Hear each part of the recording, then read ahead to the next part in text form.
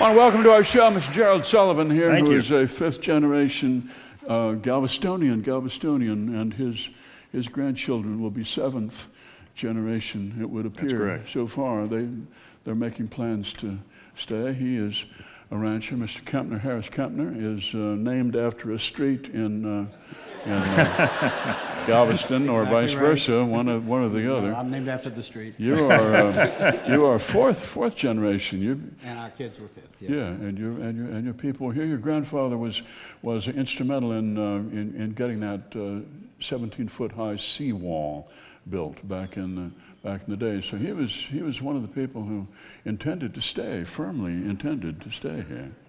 Yes, he did, and so have we ever since, and the Sullivans as well. Uh-huh.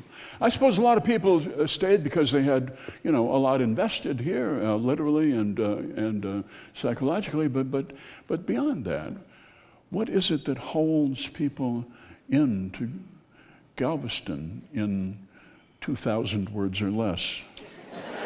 That's impossible for a Shrub to say it in 2,000 words or less. Oh, I'll try, but it's not easy to explain to mainlanders what the island's all about. But Well, I'll just go away and leave you to talk to no. 2,000 words. But no, I had firm instructions to talk into the microphone. I'm doing my best. The main thing now is that it's not only a major job center with the medical branch and the port and tourism and finances, but it's also one of the most cosmopolitan cities in the country.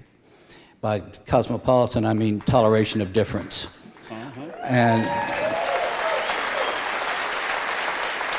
And this city is unlike a lot of places that I have noted in the United States, where it's very difficult to have conversations with those who are different. Here, it's a fact of life on a daily basis, and many of us who live here cherish that a lot.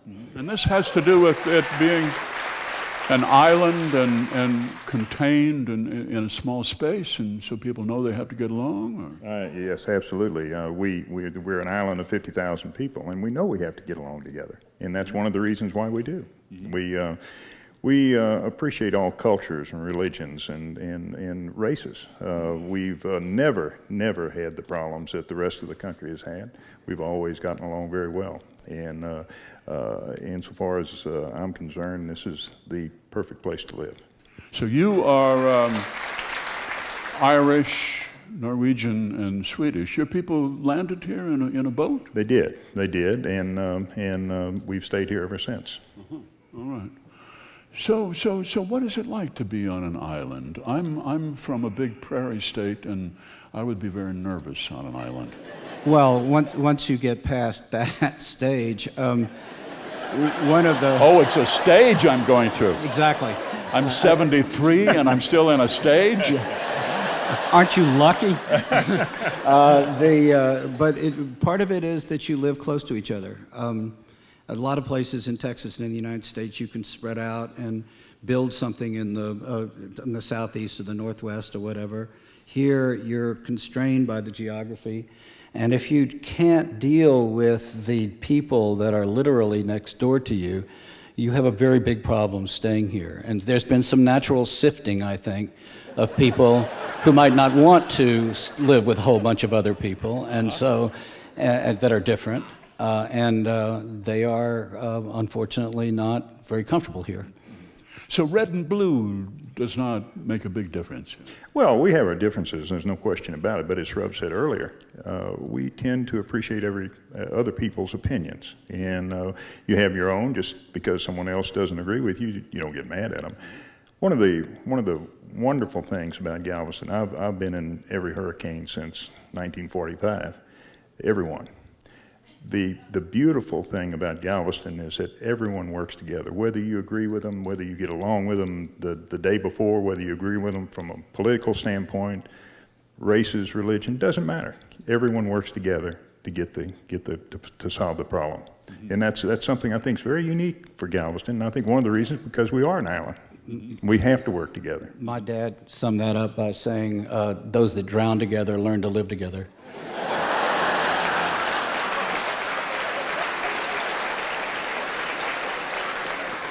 I do notice that Gerald referred to you as Shrub. Yes. Yes. And This is a name you're known? yes, it's the one that they gave me as a nickname when I was born, and it has been the name that I've used most of the time. The only people who call me Harris are people who I'm just meeting or cold callers. Everybody else pretty much calls me But Shrub. that goes even further back. I mean, there's others in your family that have been named as trees. The horticultural bit? Yes. Yeah.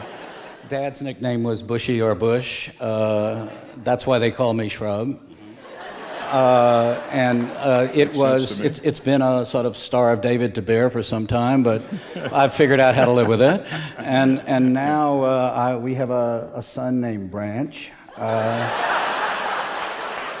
And his son is named Reed.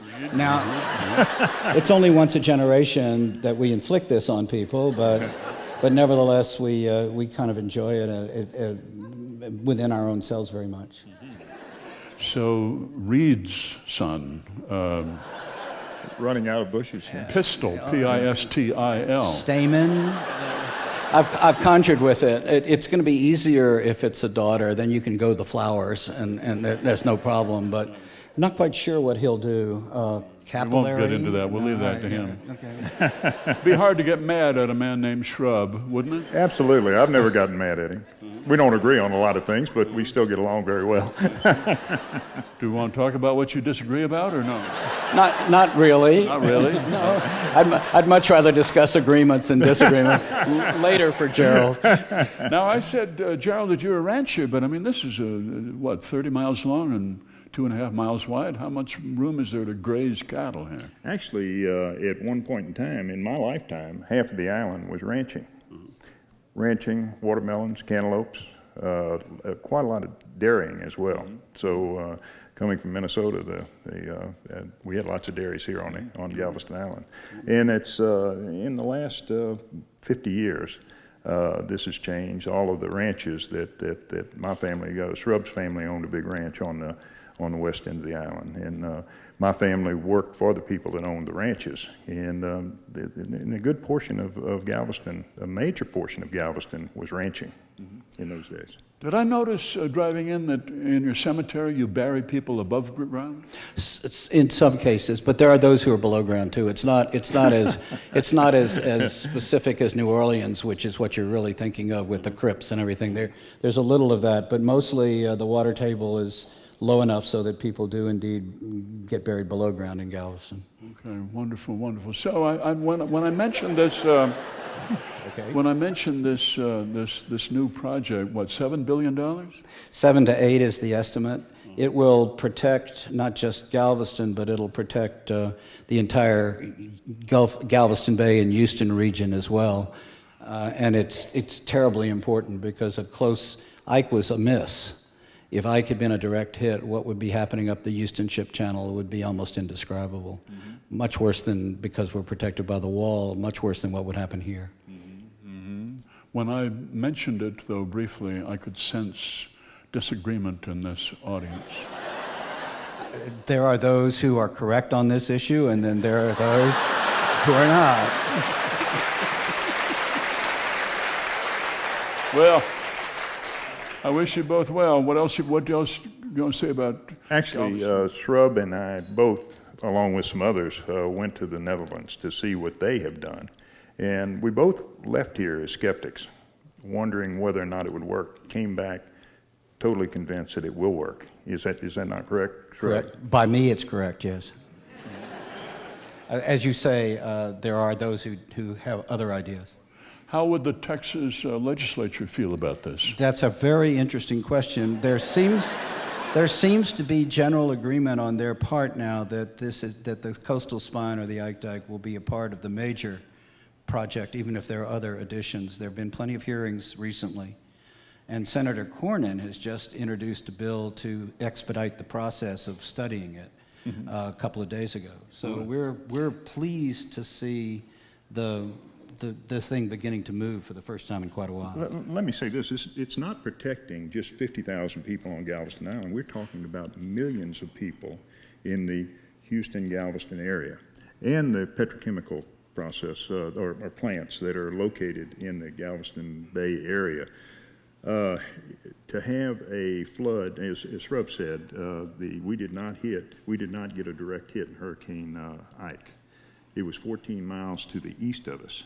If we had a major hit, I mean, had it hit Galveston Island, things would be much different today. We would not be here? Well, there's a question. There really is. But even again, I'm not talking about just 50,000 people. Certainly, I'm concerned about those 50,000. But what about those that are inland? Mm-hmm. And I'm talking about in the Houston area. Yeah. I mean, Houston has just experienced some huge flooding problems. If we do not have this coastal spine, this Ike Dike, that's just a preview of what's going to happen. We need this very badly. The government does have a way of studying things for long periods of time. So One could even say excessive periods of time, if you're being very polite. thank you both. Thank you both for Thank coming. you. You speak well for Galveston. Pleasure to talk to you.